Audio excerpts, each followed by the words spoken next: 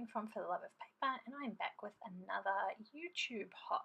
Again, I've collaborated with a couple of other scrapbookers, and we are all doing a summer themed layout for you this month.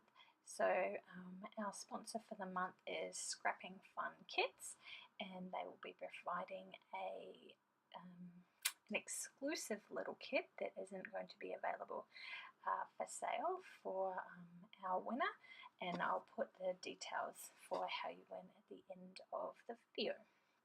So if you would like to hop along to all the other channels that are participating in the blog hop, I will have the links down below to everyone that is participating. So my layout this time is a summer themed one, and it is of Sam riding his bike. Ever since he finally decided that he could ride all by himself, we've been going out for a family walk / bike ride every evening, or most evenings, which has been really, really cool.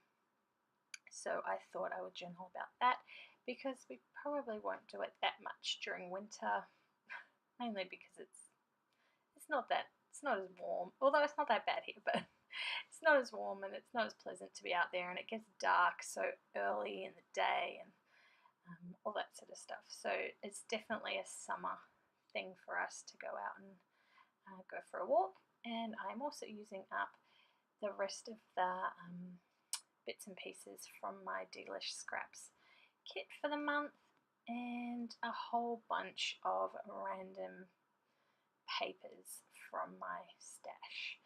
As you can see, other than the 12 by 12 piece that I'm using, everything else is teeny tiny little scraps that I pulled out. So I was trying to go with the citrusy colours again, the green and yellow. So these are the papers that I pulled out. I really don't have that many green papers. Like, the 3 that I pulled out were pretty much it. There was not many other green colours in my collection. And I really, really wanted to use that bike wood veneer. I knew that I had quite a lot of photos of Sam riding his bike, and that wood veneer would be perfect for it. And this paint I'm using is actually a kid's paint. I think I bought it at Officeworks. They're like $1.99 or something a tube, and it's got a spongy top on it. And they're actually scented, so this one smells like apple, which is great. But it works really well to give sort of a different effect on the layout. So I used that as a bit of a background technique, and then I wanted to layer a couple of pieces of paper onto the side. Now, excuse me, initially I did want to have it just like the big green strip taking up like a third of the page. And so that's how I initially had envisioned this to come together. And then I thought it needed a bit more yellow, so I cut this little strip of yellow off that piece of paper and went with that. And then it kind of all takes a little bit of a turn and I end up adding some more paint and some more yellow paper, and I'm actually really happy with how it turned out in the end after all my fluffing around. So yeah, just stick down this yellow paper. This one was from, I think that's from an old Stampin' Up collection. A lot of my papers are from old Stampin' Up collections. I guess that's what happens when you were a demonstrator and manage to collect and acquire a good stash of stuff and you haven't quite used it all up. And this green absolutely matches the paint perfectly, and it also matches the a couple of the embellishments that I use as well. It was just, you couldn't have asked for a more perfect colour match, which is great. It doesn't happen like that very often. So that's how I initially wanted it, just like that. And then when I stuck it down, I was like, oh, I think it needs something else. It needs, I don't know, don't know what I was really thinking, what my process was. It was very hot when I was creating this. Well, it still is very hot now, I should say. So while I was kind of umming and ahhing over whether I liked the big solid green bit, I thought I'd do a couple of little photo mats behind my photo, and they are just on the one side, and that's all I do, mount the photo just on those two little bits and stick it down. And I think this is when I realized that I needed to do something else. Oh no, I went back to my wood veneer. I haven't decided yet. It's hard to remember what you are doing and thinking in the past, retrospectively. So I thought that that circle journaling spot was perfect to fit in that bike wheel. I was going to try and fit the photo in there, or a photo in there, but it was just too small. So I decided I didn't want to do that.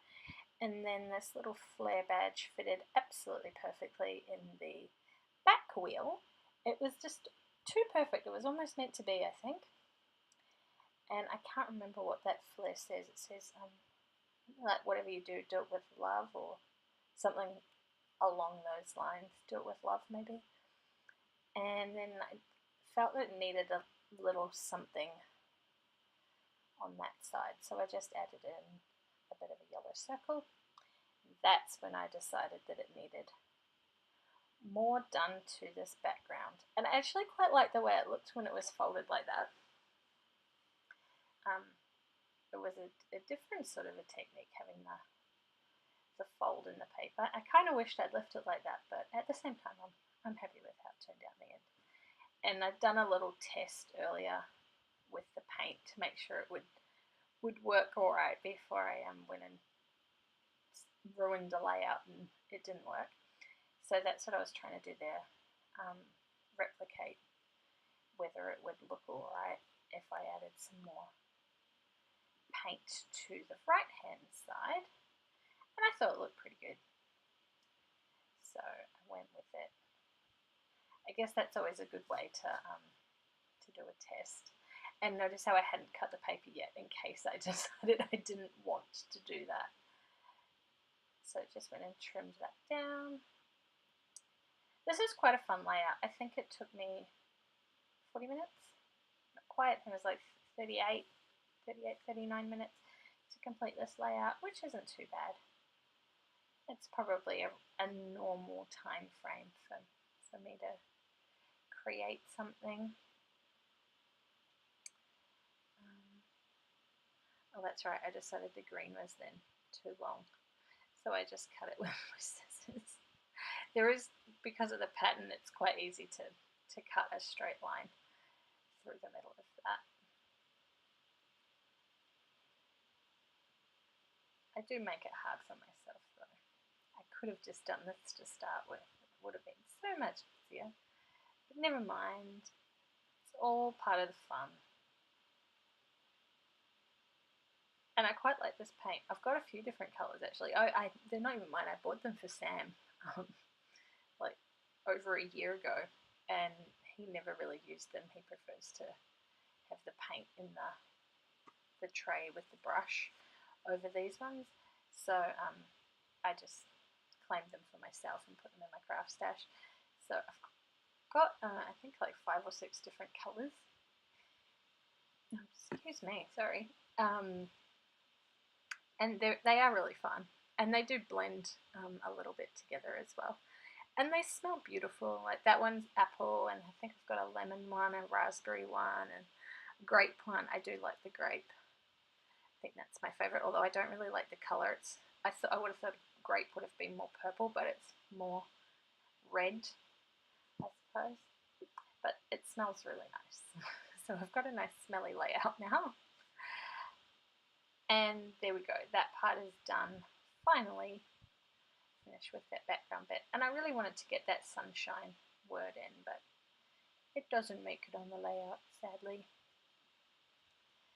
And this little brown scallop edge bit, I have no idea where that's from. It is ancient. It's just one of those things that has never been used and never been thrown out. I probably had it since I first started scrapbooking, so it's probably a good 4 or 5, 6 years old, just ridiculous. But it finally made it on a layout, so I'm glad I kept it. And then I really wanted to use a flower. It's because it's summery, and even though it's a boy layout, and I don't generally put flowers on my boy layouts, but because it was green, I thought it would be alright. So I popped that in behind the photo, so I hadn't glued it down at this point, just in case I wanted to move it around or not use it. And then I was trying to find which embellishments would work well with it. I think I just ended up going with a couple of enamel dots.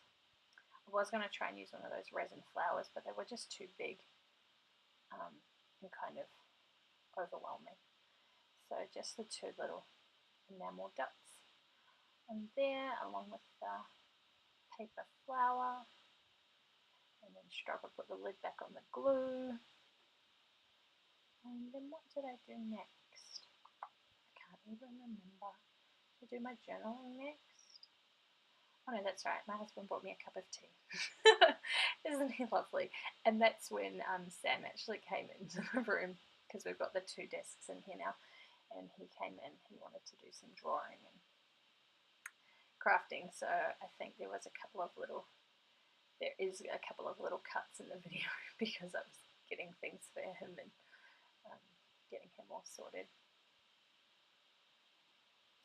So I just used one of the tags that had come in the d-lish scraps kit, and the flower on the tag actually matches the flower on the journaling spot in the wheel, so I thought that worked quite well. It tied it all together quite nicely.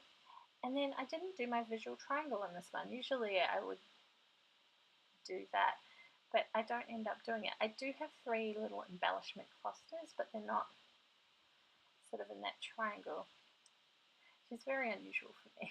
Usually I tend to do that. And these are just some tiny letter stickers from my stash.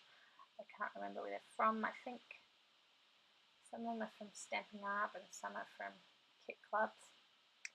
And I just did summer is for bike rides. And I know it's not straight and it's all wonky and messy, but I don't care because I think it works well with the layout. Like the bike being a bit wonky and funny, I think it works quite well. And then this is my other little embellishment cluster. I just did a bit of the paint, some of the thin green washi, and then I punched out a heart from this scrap of paper. Should I punch out 2 because I didn't like the first one? It was hard to get a lot of yellow on it. The punch was a little bit bigger than the yellow triangles. So I go around it in some yellow pen.